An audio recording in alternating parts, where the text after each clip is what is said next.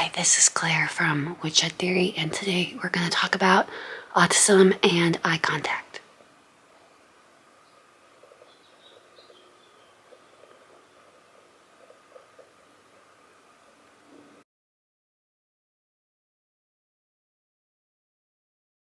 Hi friends, this is Claire from Woodshed Theory, and today we're going to talk about autism and eye contact. Why are we going to talk about autism and eye contact? Because it is something that I believe comes up very often in our community, and I also believe it's a more well-known symptom of autism that people might recognize, even consider it a marker of autism. When I hear neurotypicals talk about autism, they usually mention that the person may have struggled to look them in the eye or that the person had an issue with eye contact. I myself have had a lifetime struggle with eye contact. Even as a child, I remember constantly being asked by my father to look at me, or my eyes are here, look at me, because I was really struggling to maintain eye contact while speaking with my parents or with any other people. When I did make eye contact, I was doing the pretty well-known autistic death stare, let's call it, where you're looking so intently at a person they get a little bit creeped out. I've always struggled with this. The issue is that to show that I am paying attention or listening to someone, I am staring them right in the face so that they know that I am listening.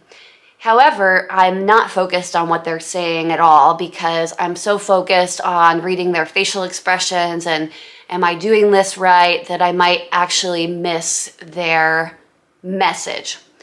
I do find it easier to communicate with others when my eyes are on something else. When I actually do have something important to say, I find it most easy for me to close my eyes throughout the thought so that I can get the thought out articulately and thoroughly and completely without getting distracted or lost in eye contact. So why do autistic people have this struggle? There are a few factors at play here.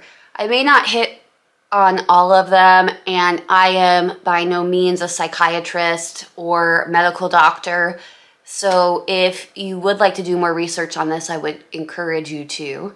But there seems to be a few general reasons why autistic people struggle with eye contact. Number one, eye contact is extremely intimate for an autistic person.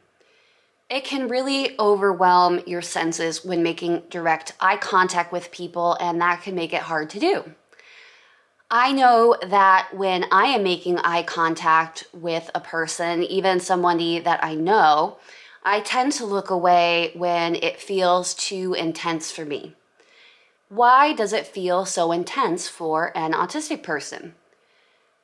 Because I, as an autistic person, struggle to read people's emotions from their facial expressions.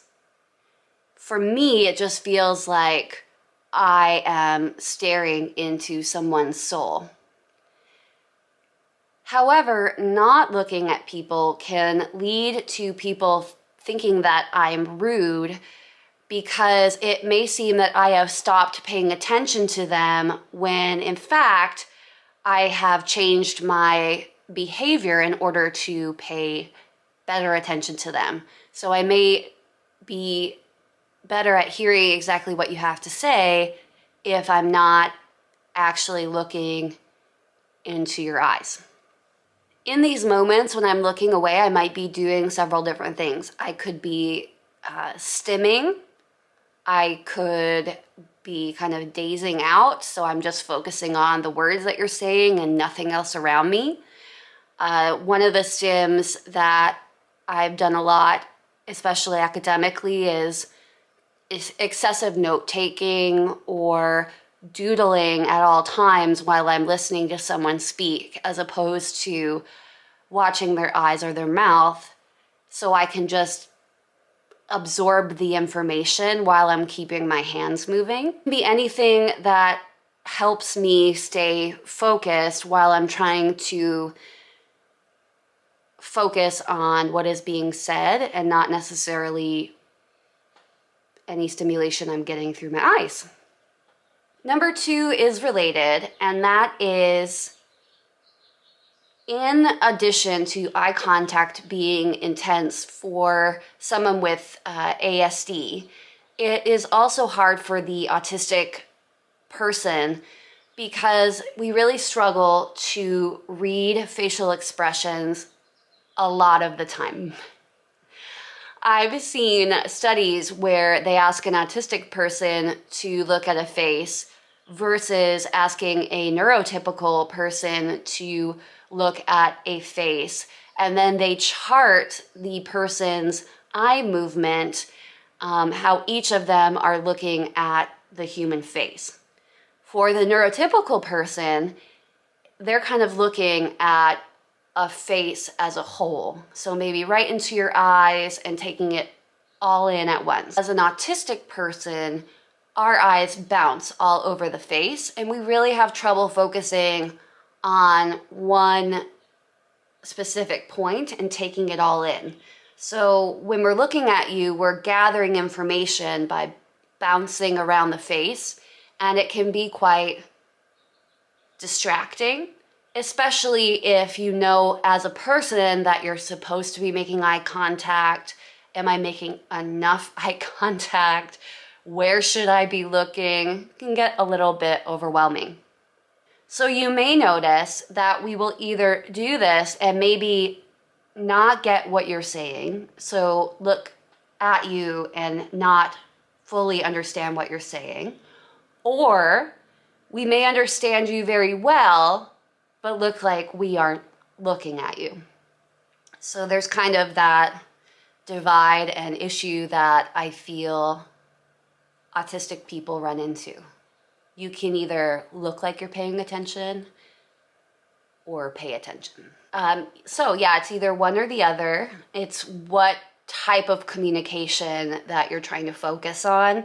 We can either focus on nonverbal communication, which is hard because we're very literal, or we can focus on the verbal communication and process what you're saying. Now, speaking of communication, number 3 is that eye contact is a form of nonverbal communication. People can have whole conversations with their eyes. This would be very difficult for someone on the spectrum.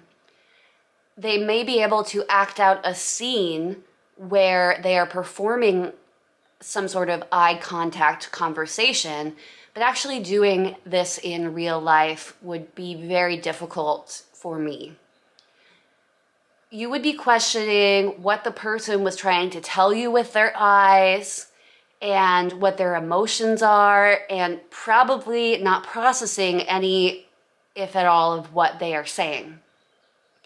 And a lot of times, if the expression is not obvious enough, for example, if you're not sobbing or screaming mad, it may be difficult for an autistic person to pick up on those types of emotions just from reading your expressions, which I know can get frustrating for anyone who has to deal with that, because you feel like maybe you're not being understood because you're not getting the same kind of reaction that you would find maybe in a neurotypical person.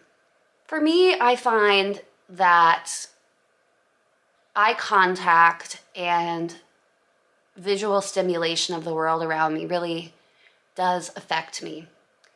I, for example, do wear corrective lenses, either contact lenses or glasses. But there's a lot of times where if I don't need to be wearing them, I won't wear my glasses or contacts. And it's because the world just seems a little bit softer and a little bit more manageable, especially if I'm talking to a group of people. It's easier for me to focus if I kind of take my glasses off and just listen. I've also heard of people on the spectrum who find eye contact actually physically painful, and I can definitely understand that, because while I've practiced it and feel like I'm better at it than I used to be, and I know kind of the social rules of eye contact, it's still something that I struggle with and is hard for me. It can be both difficult and stressful. I've had explained to me that the autistic person could benefit from knowing some tips on eye contact with neurotypicals. One of them that I found helpful is that if a person is speaking to you, you should be looking at them consistently in the eye while they're speaking to you so that they know that you're listening. And if you struggle with the eyes, you can maybe look, right above their eyes or right in between their eyes. I find the problem with this is I usually look like I'm zoning out or not focused on them, or too focused on them, and as I mentioned, not hearing what they're saying. The other half of that is when you're speaking to someone, it seems to be okay to look away from them from time to time, but you do want to keep that connection and at least try to be coming back to eye contact every few seconds. For most people, that comes naturally, but for an autistic person, nah. One of the things that I am most worried about when it comes to having or being autistic and making eye contact is I do fear that I'm missing someone's main message, or that I'm coming across as rude.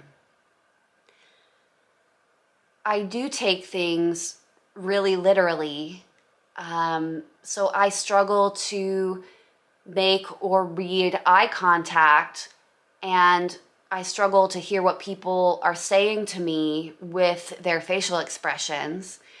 I can sometimes miss their intentions because of that. For example, if someone were flirting with me, I might not know that they're flirting with me. If someone were a little bit upset with me and a little bit annoyed, I might know baseline that there was something off, but I might not know that that person was upset or annoyed. That can lead into a whole bunch of other things like anxiety, because it's hard to communicate with people when you're speaking, only one part of human communication, which is spoken language, and you're not maybe using those other unspoken forms of communication. So that is my 2 cents on autism and eye contact, on how I personally feel about it, how it's affected my life, reasons why it affects autistic people, eye contact, and then maybe a few tips on how you can go about looking more neurotypical if you feel like you need to. I personally, you may notice, have not been too worried when making my videos about looking dead on into the camera or looking in the right spot, because honestly, it just gives me anxiety if I have to think about it too much, and I don't think it matters where I'm looking. And if it bothers you, you don't necessarily have to watch my video. So I hope that everyone had a wonderful weekend, and if you like this video, please consider subscribing. It really helps me out, and I will talk to you soon.